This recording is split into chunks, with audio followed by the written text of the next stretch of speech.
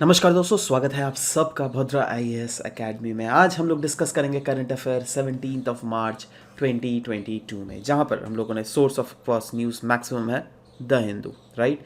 तो चलिए शुरुआत करते हैं। बट शुरुआत करने से पहले, अगर आपको एडमिशन अभी भद्रा आईएएस एकेडमी में अटेन करना है तो please you can contact these numbers for any admission related activities. और हाँ, ये पूरा जो पीडीएफ है इसका मैं डाउनलोडिंग लिंक नीचे में डिस्क्रिप्शन में अटैच कर दूंगा। अगर आप लोगों को उसको डाउनलोड करना है तो you can download that as well, right.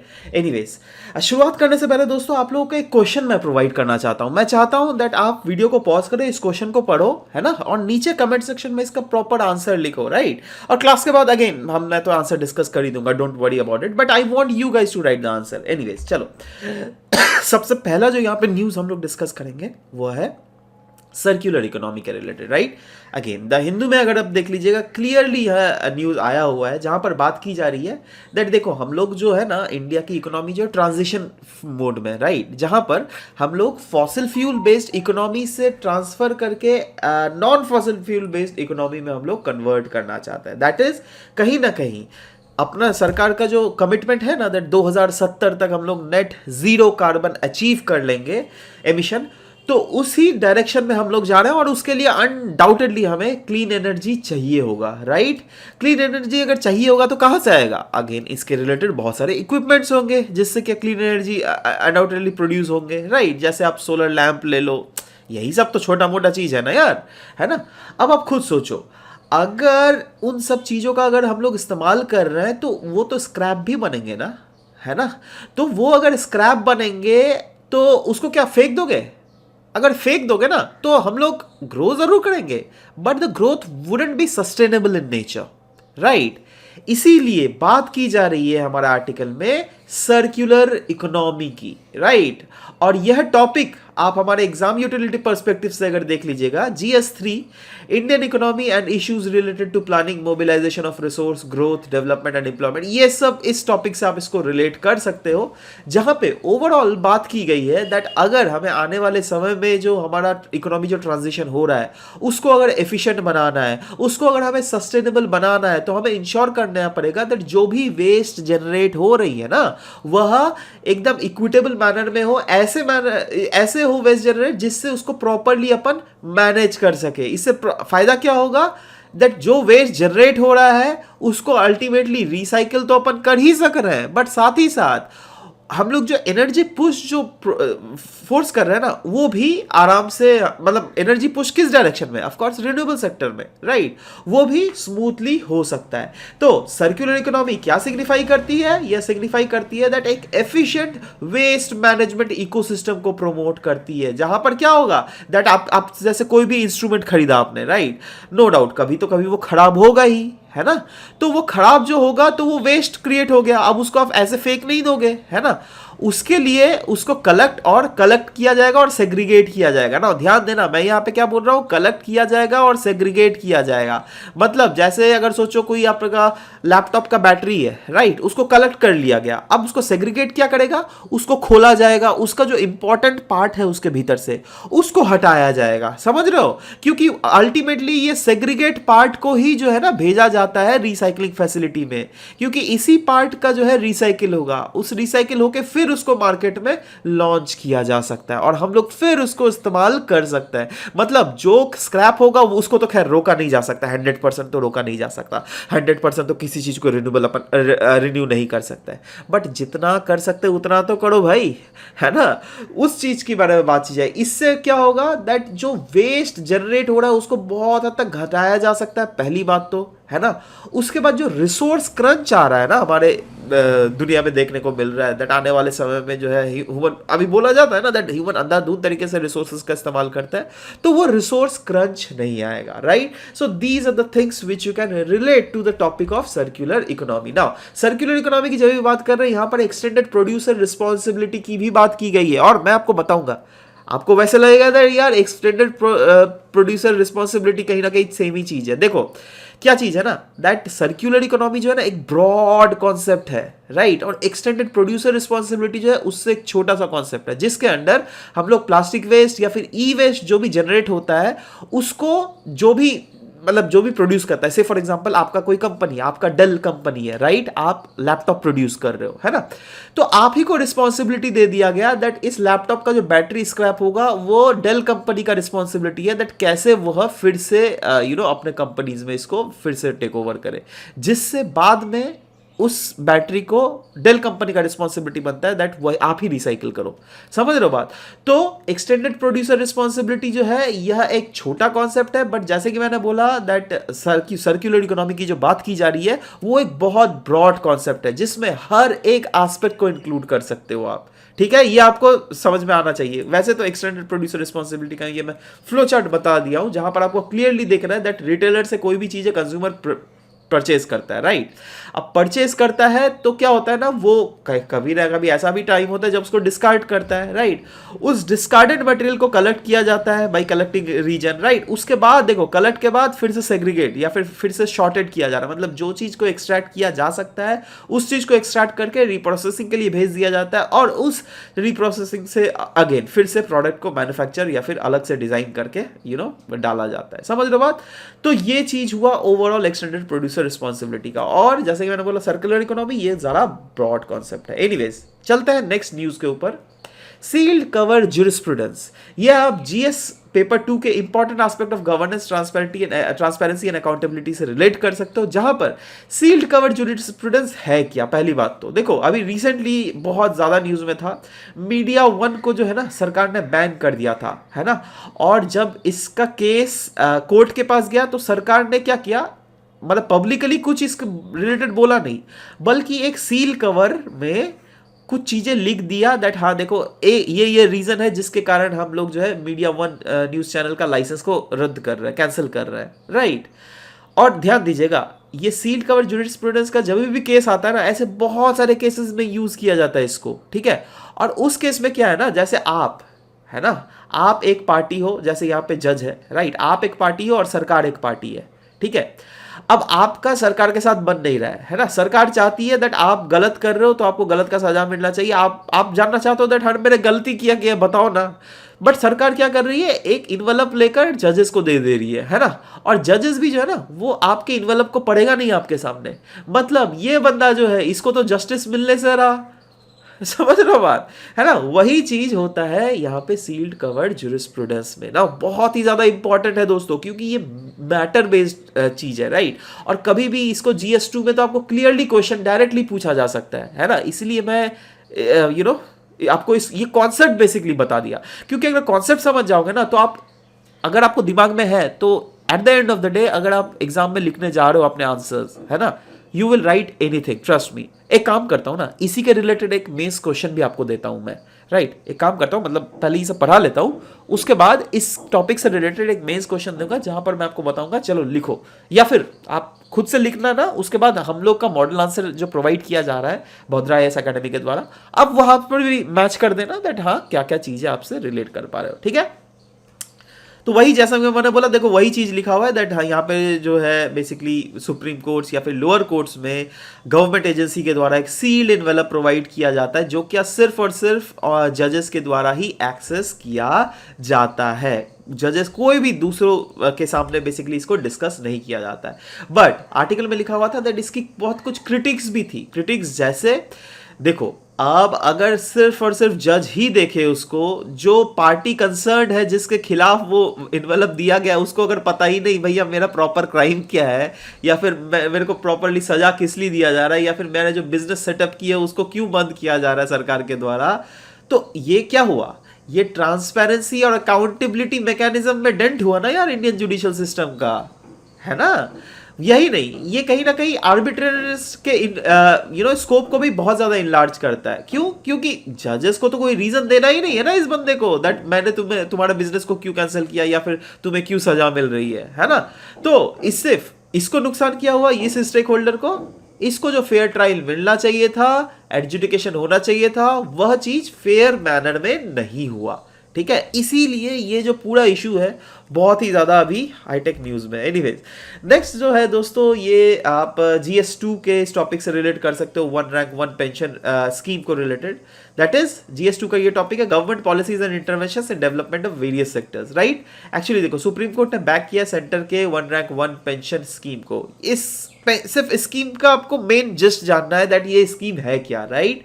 देखो, नाम से ही पता चलता है, एक रैंक वन पेंशन मतलब कोई ऐसी गवर्नमेंटल सर्विस है जहां पर आपका अगर रैंक सेम हुआ, राइट, तो आपको जो पेंशन मिलेगा वो भी सेम मिलेगा, irrespective of the fact that आपका डेट ऑफ रिटायरमेंट क्या है। और ये कहां पर होता है, ये बेसिकली हमारे आर्मी वेटरन्स जो है ना, उनके पोस्ट के लिए बेसिकली ये निकाला गया है, ठीक है। और ऐसा सच ये नहीं है दैट आप तो खैर इसको लास्ट 4-5 साल से सुन रहे होंगे, राइट, बट एक्चुअली में ये कॉन्सेप्ट जो है ना 1973 में ही प्रोवोक किया गया था तब के गवर्नमेंट के द्वारा, जब 1971 का जो विक्ट्री हुआ था ना, मतलब बांग्लादेश पाकिस्तान के ऊपर, राइट, वो उस विक्ट्री के बाद जो है बेसिकली इसके बाद उठा था, राइट। तो ये कोई नया कॉन्सेप्ट सच नहीं है, ये बहुत पहले से चला हुआ आ रहा है ना। और सुप्रीम कोर्ट ने भी बैक किया जो सेंटर के जो द्वारा जो प्रोविजंस निकाले गए थे इसके, ठीक है। Next is NREGA scheme, that is Mahatma Gandhi National rural employment guarantee scheme, जिसको MGNREGA नरेगा भी हम लोग बोलते हैं, ठीक है। अगेन, इसको आप GS2 के governmental policies and interventions in development in various sector से इंक्लूड कर सकते हो। एक्चुअली देखो क्या था ना, दैट बेसिकली यहाँ पे कुछ प्रॉब्लम्स आ रहा है, दैट इज करप्शन देखा जा रहा है। मतलब सरकारें जो पैसे भेजती है वो 100% यहाँ पे मिलता नहीं है। अभी वैसे तो आपको पता होगा that direct benefit transfer scheme के तहत सरकारें पैसे भेजती है, बट तभी भी करप्शन कैसा होता है, जी हाँ, तब भी करप्शन होने का प्रोबेबिलिटी है। देखो क्या होता है ना, दैट जैसे अल्टीमेटली जो भी हायर ऑफिशियल रहेगा वो कुछ तो साइन करेगा ना, दैट हाँ ये बंदा जो है ये काम कर रहा था एक दिन, है ना, तब आप इसको पैसे भेज दो, ठीक है। तो उस साइन करने के लिए भी वो पैसे मांगता है, समझ लो। तो इस चीज को तो रेगुलेट करने के लिए सरकार के पास कोई मैकेनिज्म नहीं है ना। जैसे वही सोचो, ये सुपरवाइजर है ना, इसको बोल दिया गया दैट आपके पास जो जो डेटा आता है उस डेटा को आप सरकार के पास भेजना, तभी मैं सरकार जो है पैसे रिलीज करेगी इन लोगों के बैंक अकाउंट पे, ठीक है। तो ये बोलता है ठीक है मैं रिलीज कर दूंगा। तो अब ये क्या करता है ना, ये जो जो इनको पैसा देता है, घूस देता है, उसका ये नाम पहले रिलीज कर देता है, और बाकी जो जो नहीं देता है ना उसको लटका के रखता है ना, पैसों के लिए। तो यही चीज है, यहीं पर बेसिकली प्रॉब्लम हमें करप्शन देखने को मिलता है। बट हाँ, सिर्फ यही नहीं है, और भी फेक जॉब कार्ड्स, मतलब अलग अलग लोगों का बिना मतलब का, जिसका जरूरत नहीं है उसका भी जॉब कार्ड बना दिया गया। उससे क्या होता है दैट हाँ 40% तुम रखो, 60% मेरे को दे दो, समझ रहे हो बात। इस टाइप से चीजें होती है। पेंडिंग पेमेंट्स तो खैर मैंने आपको बताया ही। तो एनीवेज डिस्कस करते हैं that Mahatma Gandhi, that is NREGA scheme है क्या, Mahatma Gandhi National rural employment guarantee Act, ये है क्या। देखो 2005 में इसको पास किया गया था as a national rural employment guarantee act, जिसके तहत मेनली यही इंश्योर किया गया था दैट हमारे देश के बहुत एक लार्जर तबका ऑफ पीपल है जिनको अगेन एम्प्लॉयमेंट नहीं मिलती है, राइट। अब सबको स्किल्ड एम्प्लॉयमेंट तो हम लोग नहीं दे सकते हैं, सेमी स्किल्ड एम्प्लॉयमेंट भी देना अचानक से इतना पॉसिबल नहीं है, बट हाँ अनस्किल्ड एम्प्लॉयमेंट जो देना होता है वो रिस्पेक्टिवली ईजी होता है सरकार के लिए भी, क्योंकि अगेन हमारा देश डेवलपिंग कंट्री है, राइट। तो डेवलपिंग कंट्री है तो डेवलपमेंट इकोनॉमिक एक्टिविटीज़ कहीं ना कहीं तो चलती रह रही है यार। अभी वेल बनाओ, कहीं रास्ता बनाओ, कहीं ब्रिज बनाओ, कहीं ये बनाओ, कहीं वो बनाओ। तो इसीलिए अब वो क्या हुआ, अनस्किल्ड वर्कर, उसमें क्या आपको चाहिए दैट वही जमीन खोदना है और आपको ईटा सिर के ऊपर लेना है, या फिर वही मसाला सिर के ऊपर लेना है और उसको अल्टीमेटली मिस्त्री तक पहुंचाना है, यही सब चीज़ है। तो इसके लिए तो कोई स्किल नहीं चाहिए ना, कोई भी कर सकता है, मैं भी कर सकता हूँ, आप भी कर सकता हो, कोई भी कर सकता है, ठीक है। तो वो उस सेगमेंट में बेसिकली सरकार जो है आपको एम्प्लॉयमेंट प्रोवाइड करती है। और ये स्कीम जो है ना दोस्तों, ये डिमांड ड्रिवन वेज एम्प्लॉयमेंट, ध्यान देना बहुत इंपॉर्टेंट है, डिमांड ड्रिवन है। मतलब दैट इज जहां पर भी डिमांड आया उस रीजन में अगेन सरकार वहां पर ही इंफ्रास्ट्रक्चर एक्टिविटीज कैरी आउट करेंगी। जैसे आप सोचो स्कूल का बिल्डिंग करना या फिर कोई सरकारी दूसरा बिल्डिंग करना, ठीक है। और ये फंक्शन जो है ना, ये स्कीम का function it happens under the ministry of rural development. ये मिनिस्ट्रीज, कोई भी स्कीम रिलेटेड मिनिस्ट्रीज कौन कौन इन्वॉल्व है वो सब हमें बहुत ज्यादा याद रखना पड़ता है ना।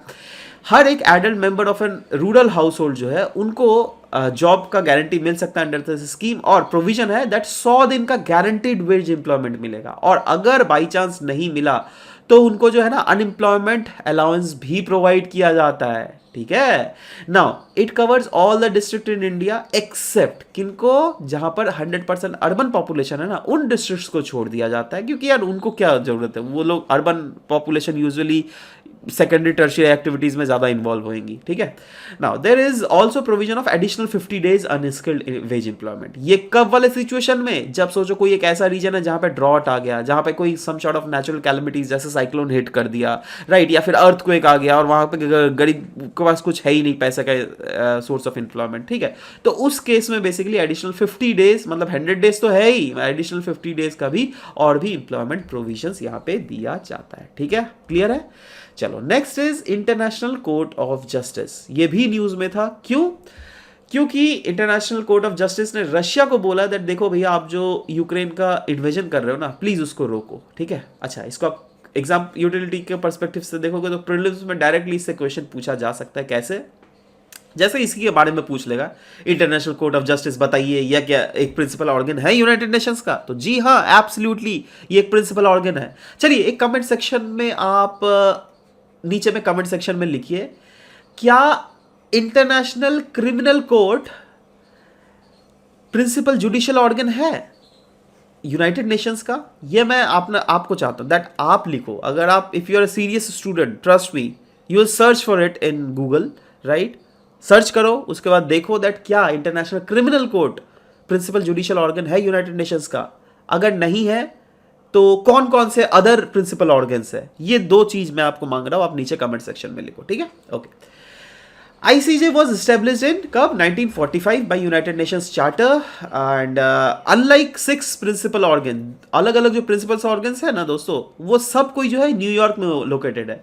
एकमात्र यही है इंटरनेशनल कोर्ट ऑफ जस्टिस ही है जो क्या हेग में लोकेटेड है। हेग कहाँ है? द नेदरलैंड्स में है। ठीक है, नाउ ये क्या करती है? लीगल डिस्प्यूट सेटल करती है दो स्टेट्स के बीच में, और एडवाइजरी ओपिनियन प्रोवाइड करती है in accordance with international law on legal questions refer to it by United Nations. अगर यूनाइटेड नेशंस ऑर्गन ने कोई भी लीगल क्वेश्चंस को रेफर किया जो क्या दो स्टेट्स के बीच में है, राइट, तो उस चीज के बारे में यह डिस्प्यूट मतलब सॉल्व करने की कोशिश करती है। 193 स्टेट्स जो है इसके पार्टीज है, जो क्या क्लियरली यहाँ पे मेंशन भी किया हुआ। अब कुछ कुछ क्वेश्चंस पे आ जाता है दोस्तों। जैसे सबसे पहला क्वेश्चन यहाँ पे पूछा गया है, consider the following statement regarding Mahatma Gandhi National rural employment guarantee scheme, right.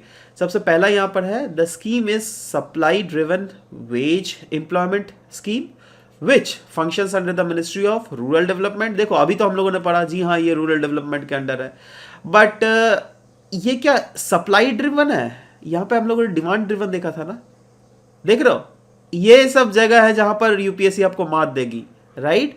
तो मेक श्योर दैट एपीएससी में भी इस टाइप के आपको झोल मतलब घुसा मतलब कंफ्यूज किया जा सकता है, राइट। तो ये डिमांड ड्रिवन है, ना कि सप्लाई ड्रिवन है ना। चलो next is, every adult member of a house hold in rural area with a job card is eligible for job under the scheme. Absolutely ये बिल्कुल सही है, यही चीज तो हम लोगों ने देखा था, राइट। तो क्या पहला वाला सही है? नहीं, पहला वाला तो गलत है, तो ए गलत हो गया, दो वाला सही हो गया, तो आंसर है इसका 2 ओनली। ठीक है, चलो next is one rank one pension scheme often seen in news is related to which among the following? Retired teachers of government school, retired army veterans, retired politicians, retired scientists। क्या होगा बताओ? of course retired army veterans, भाई ये तो अच्छे से मैंने बता दिया था। next is consider the following statement regarding international court of justice. It is one of the 6 principal organs of United Nations situated in New York. Okay, its judgment is binding on the party concerned in disputes. एक काम करो, मैं चाहता हूं that ये आप ये भी मैंने क्लियरली बता दिया, राइट। ये मैं चाहता हूं आप नीचे कमेंट सेक्शन में लिखो, राइट, नहीं तो मैं ही कमेंट सेक्शन में आपको आंसर्स भी कर दूंगा, राइट। चलो अब एक क्वेश्चन में आते हैं दोस्तों। क्वेश्चन क्या पूछा गया? What kind of information comes under the purview of sealed cover jurisprudence. Sealed cover jurisprudence के परव्यू में किस टाइप के इंफॉर्मेशन हमें देखने को मिलते हैं, राइट। तो ये पहला क्वेश्चन है, मतलब इनडायरेक्टली आपसे पूछा गया दैट हाँ सील्ड कवर ज्यूरिस्प्रूडेंस होता क्या है, राइट। क्योंकि वो क्या होता है ना, उसके डेफिनेशन से ही आप लिख सकते हो। तो इंट्रोडक्शन में क्या हम लोग बोल सकते हैं, ये एक स्टैटिक इंट्रोडक्शन के बारे में पूछा गया है, एब्सोल्युटली राइट। तो हाँ, आप डायनेमिक पार्ट भी घुसा सकते हो दैट हाँ recently media one news channel को जो है सरकार ने बैन किया था, तो उस रिलेटेड बहुत ही ज़्यादा ये जो न्यूज़ काफ़ी ज़्यादा फोर फ्रंट में आया था, वो सब चीज़ आप डायनेमिक एस्पेक्ट भी इंक्लूड कर सकते हो। बट अगेन मैं आपको इन जनरल एक मॉडल आंसर प्रोवाइड करवाते हैं, हम लोग करवाएंगे भद्रा आईएएस एकेडमी से, जहां से आपको एक प्रॉपर डायरेक्शन मिलेगा that how to go about the question, ठीक है। और अगर आप ऐसा भी कर सकते हो ना दैट इसके रिलेटेड आंसर भी नीचे भी लिखते हो ना, we will check it for you, don't worry about it, right. So is this practice of withholding documents against the idea of free trial, मतलब ओवरऑल पूछा जा रहा है दैट ये जो सील्ड कवर जूरिस्प्रूडेंस के तहत आप कोई इंपॉर्टेंट डॉक्यूमेंट को हेल्ड कर लेते हो, राइट, तो क्या ये सही है? आपसे पूछा गया है क्या ये सही है? मतलब आप दो एस्पेक्ट लिखने पड़ेंगे दैट हाँ ये सही है, मतलब इसका एस्पेक्ट नहीं, हाँ ये सही तो ऐसा नहीं बोल सकते हो, क्योंकि एक्चुअली हम लोग को जो भी आंसर्स लिखने पड़ता है वो एक न्यूट्रल टर्म्स में लिखना पड़ता है, राइट। और न्यूट्रल टर्म्स में हम उसको क्रिटिकली एनालाइज करते हैं उस पॉइंट को, राइट। दैट इज हम लोग लिखेंगे दैट हाँ इसके क्या क्या प्रोविजंस है पहले बात तो, और क्यों ये इसकी क्रिटिक्स क्या है, क्रिटिक्स दोनों चीज को हमें लिखना पड़ेगा, राइट। तो चलो स्टार्ट करते हैं क्वेश्चन को। देखो जैसे ही सील्ड कवर जूरिस्प्रूडेंस, अगेन जैसे मैंने बोला दैट सील्ड कवर जूरिस्प्रूडेंस है क्या, ये देखो आता है under the purview of confidential note, जो क्या जजेस को प्रोवाइड किया जाता है, राइट। और देखो ये सुप्रीम कोर्ट में तो किया ही जाता है इसको प्रैक्टिस, बट बहुत समय लोअर कोर्ट में ही किया जाता है। और किसके द्वारा यूजुअली किया जाता है? By the governmental representative. क्योंकि ऐसा नहीं है दैट आपके बीच में और आपके दोस्त के बीच में अगर झगड़ा चल रहा है और आप लोग अगर कोर्ट में गए तो आप सील्ड कवर प्रोवाइड कर रहे हो, ना, आपकी क्या है ये भैया, ये जब गवर्नमेंट के साथ जो डिस्प्यूट्स होता है ना, तब गवर्नमेंट बेसिकली प्रोवाइड करती है सील्ड कवर। क्यों? क्योंकि गवर्नमेंट का ऐसा मानना होता है दैट देखो भैया ये कुछ ऐसे इंपॉर्टेंट इंफॉर्मेशन होती है जो कि अगर बाहर लीक हो गई तो वो नेशनल इंटरेस्ट को हर्ट कर सकता है, इसीलिए सरकारें बोलती है, राइट। तो चलो इसका दोनों एस्पेक्ट देख लेते हैं, इसके प्रोज भी देख लेते हैं, इसके कॉन्स भी देख लेते हैं, तब और भी अच्छे तरीके से समझेंगे, राइट। देखो it reduces the conflict of interest between general public and higher officials. जी हाँ, दैट इज गवर्नमेंटल ऑफिशियल्स और जनरल पब्लिक के बीच में जो कॉन्फ्लिक्ट ऑफ इंटरेस्ट है ना, अगर वो चीज बात बाहर में आएगा ही नहीं, क्योंकि अगेन ये जो सील्ड कवर्ड जूरिस्प्रूडेंस के तहत जो है ना, वो सील्ड कवर में जो इन्फॉर्मेशन होती है वो सिर्फ और सिर्फ जजेस को ही मिलती है, तो ऑफ कोर्स ये बाहर में तो आएगा नहीं, राइट। तो बाद में जो होता है ना कोई भी इश्यूज को रिलेटेड चलता रहता है, तो वो चीज चलता लंबा नहीं खींचता है, right. It protect the reputation of government and its officials of course, और it somehow helps in national building activities as well. क्योंकि बहुत सारे ऐसे एक्टिविटीज देखोगे, अगर जो बाहर में अगर इंफॉर्मेशन लीक हो गया तो उसके खिलाफ फिर सरकार के खिलाफ विद्रोह होना स्टार्ट हो जाता है, ये वो, तो सरकार को गवर्नेंस में बहुत ज्यादा प्रॉब्लम आ जाता है कभी कभी, ठीक है। तो इसीलिए बहुत समय इनडायरेक्टली अगर देखोगे तो it somehow the other helps in national building activities, जिससे हमारा नेशनल इंटरेस्ट जो है ना वो प्रोटेक्टेड रहता है। बट ये तो अच्छी हम लोगों ने बात बोल दी, बट इसके नेगेटिव बातें भी तो है, उसको भी तो प्रेजेंट करना है। क्या क्या है? देखो ये कहीं ना कहीं ट्रांसपेरेंसी और अकाउंटेबिलिटी प्रिंसिपल को जो है ना बहुत ही ज्यादा हर्ट करता है ऑफ द जुडिशियल सिस्टम। क्योंकि जुडिशियल सिस्टम किस लिए जाना जाता है? उसके ट्रांसपेरेंट वर्डिक्ट के लिए, राइट, उसके अकाउंटेबिलिटी मैकेनिज्म के लिए, राइट। अब देखो यहाँ पे क्या होता है, यहाँ पे सिर्फ और सिर्फ जजेस ही वो चीज पढ़ते हैं, जो बंदा है, जैसे आप अगर इसमें कंसर्न हो एक इंसान, तो आपको पता ही नहीं चलेगा दैट हमें किस लिए हमें सजा दी जा रही है, राइट। तो वो तो प्रॉब्लम है ना जी। Next is it enlarges the scope of arbitrariness in court decision. जी हाँ दोस्तों, कोर्ट के डिसीजन में जो है ना स्कोप ऑफ आर्बिट्रेरीनेस जो है और भी बढ़ जाती है। क्यों? क्योंकि जजेस को बिल्कुल ही अलाउ नहीं होता दैट वो रीजन पुट फोर्थ करे दैट वो ये डिसीजन दे जो रहा है क्यों दे रहा है। क्यों? क्योंकि जजेस को जो है ये सील्ड कवर में मिला है, समझ रहे हो बात। तो इससे क्या हम लोग बोल सकते हैं that yes it obstruct the passage of fair trial and adjudication to the the one who is actually fighting the case, absolutely, ठीक है। तो इससे हमें ओवरऑल क्या समझ में आ रहा है दैट कंक्लूड कैसे कर सकते हैं इस आंसर को, हम लोग लिख सकते हैं दैट हाँ देखो हमारा देश जो है ना ये डेमोक्रेटिक कंट्री है, राइट। और डेमोक्रेटिक कंट्री का जो बेसिक पिलर होता है वो होता है ट्रांसपेरेंसी, वो होता है अकाउंटेबिलिटी, राइट। और इंफॉर्मेशंस जो भी है होता है under the purview of sealed cover, right. उसका पोटेंशियल है दैट वो जो है ना ये लिक्विडेट कर सकता है, माफ कीजिएगा लिक्विडेट, या लिख लीजिएगा LIQUIDAT, ठीक है। वो इट हैज अ पावर जिससे कि वो लिक्विडेट कर सकता है हमारे डेमोक्रेटिक वैल्यूज को। इसलिए गवर्नमेंट को प्रोवाइड करना चाहिए हर एक इंफॉर्मेशन और knowledges to the citizen, except वही नॉलेज जो कि नेशनल सिक्योरिटी या फिर कंट्री के हार्मनी को अगर कोई ऐसा इंफॉर्मेशन से इम्पैक्ट डेंट होता है नेशनल सिक्योरिटी या फिर हार्मनी, ठीक है आप उसको छुपाओ, बट ऐसे चीज़ें जो कि नेशनल हार्मनी को कुछ भी इम्पैक्ट कर ही नहीं रहा है, तो उसको आप फोर फ्रंट पे रख सकते हो, राइट। तो ये बेसिकली इसमें बात की गई है। So anyways this was all about the discussion that we had for this very session. और जैसे मैंने बोला दैट इस पूरा इसका पीडीएफ जो है दोस्तों मैं नीचे डिस्क्रिप्शन में लिंक डाल देता हूँ, आप वहाँ से इसको डाउनलोड ज़रूर से कर लीजिएगा। So this was all about the discussion that we had for this very class. मिलते हैं नेक्स्ट क्लास में, till then bye bye, take care.